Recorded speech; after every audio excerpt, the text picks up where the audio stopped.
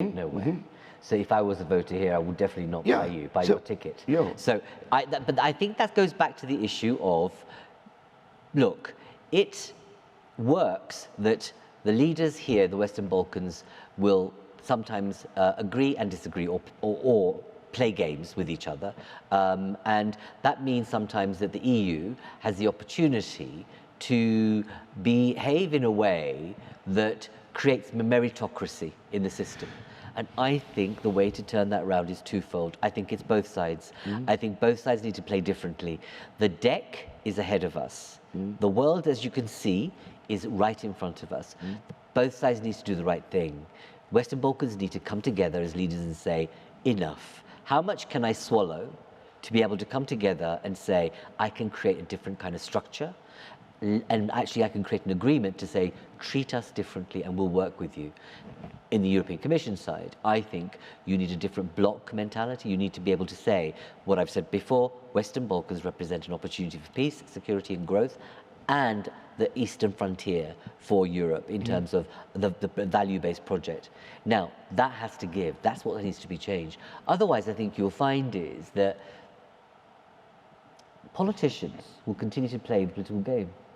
And you know, when you come in, what disappoints me is that our cycle every 4 years means that look for someone who wants to go beyond that and actually do something meaningful that might change the course of history for both sides. And that's what we need. We need, you know, we need that level of commitment and authenticity and integrity to say, it's almost like you need like one of those days where you say, we're going to cut the crap.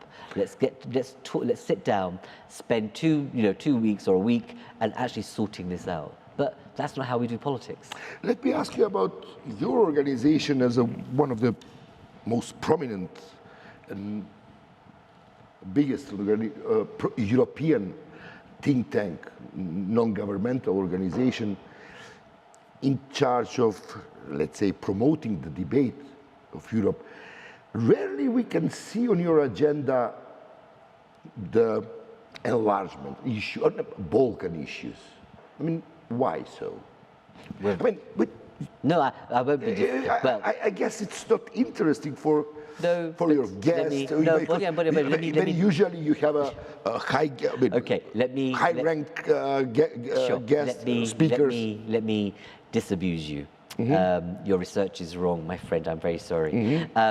We have, we have created something called the New Balkan Journey.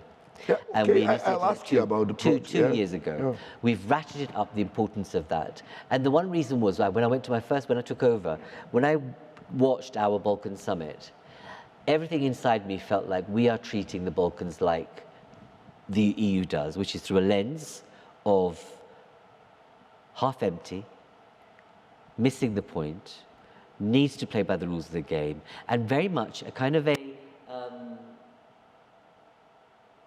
agenda of not seeing opportunity, but only seeing failure.